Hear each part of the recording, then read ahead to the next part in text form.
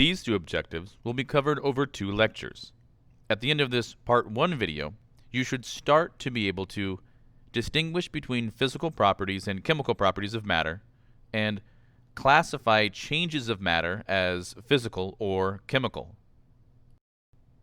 Chapter 1, Section 2, Matter and its Properties. Look around you.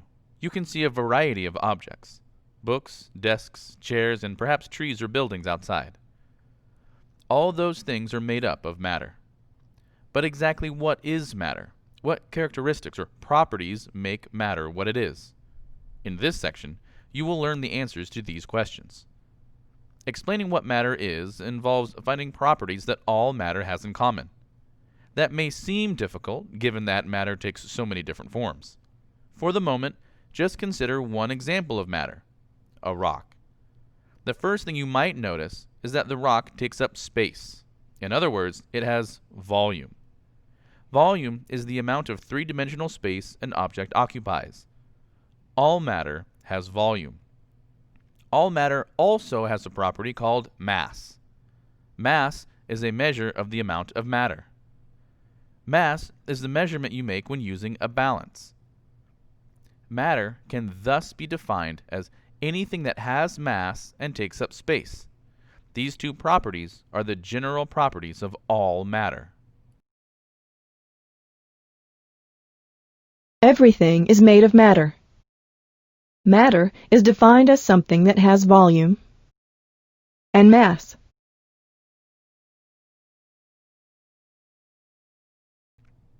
Basic building blocks of matter. You know that matter comes in many forms. The fundamental building blocks of matter are atoms and molecules. These particles make up elements and compounds. An atom is the smallest unit of an element that maintains the properties of that element. An element is a pure substance made of only one kind of atom. Carbon, hydrogen, and oxygen are elements. They each contain only one kind of atom. A compound is a substance that is made from the atoms of two or more elements that are chemically bonded. Many compounds consist of molecules. Water is an example of a compound. It is made of two elements, hydrogen and oxygen. The atoms of hydrogen and oxygen are chemically bonded to form a water molecule. A compound is a material made up of a group of atoms bonded together in a regular fashion in predictable numbers. The active ingredient in aspirin, for instance, contains many units or molecules that can be represented by the structures shown here. Each has 9 carbon atoms, 8 hydrogen atoms, and 4 oxygen atoms. If the molecule doesn't contain these elements in this arrangement, it isn't aspirin. Bonds hold the atoms in chemical compounds together. Compounds have properties that are very different from their original elements. In contrast to aspirin, which contains carbon, hydrogen, and oxygen, the elements hydrogen and oxygen are gases at room temperature. One form of carbon is the solid found in pencil lead. You will learn more about these particles that make up compounds when you study chemical bonding in Chapter 6. For now, you can think of a molecule as the smallest unit of an element or compound that retains all of the properties of that element or compound. Properties and changes in matter. Every substance, whether it is an element or a compound, has characteristic properties. Chemists use properties to distinguish between substances and to separate them. Most chemical investigations are related to or depend on the properties of substances. A property may be a characteristic that defines an entire group of substances. That property can be used to classify an unknown substance as a member of that group. For example, one large group of elements is the metals. The distinguishing property of metals is that they conduct electricity very well. Therefore, if an unknown element is tested and found to conduct electricity well, it is a metal. Properties can help reveal the identity of an unknown substance. However, conclusive identification usually cannot be made based on only one property.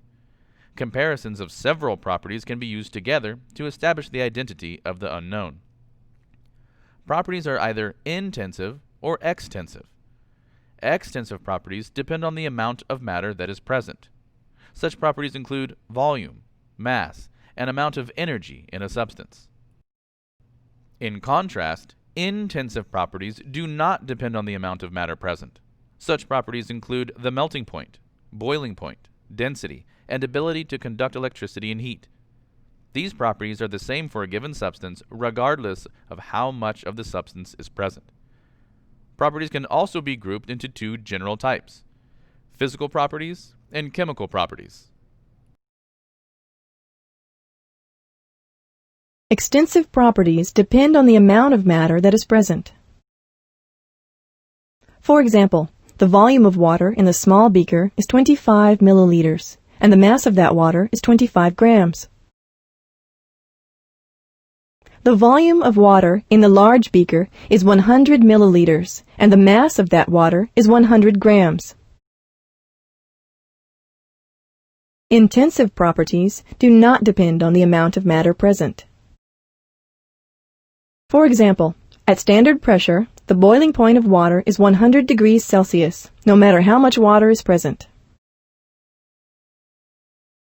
Similarly, at 4 degrees Celsius, the density of water is 1 gram per milliliter, regardless of how much water is present.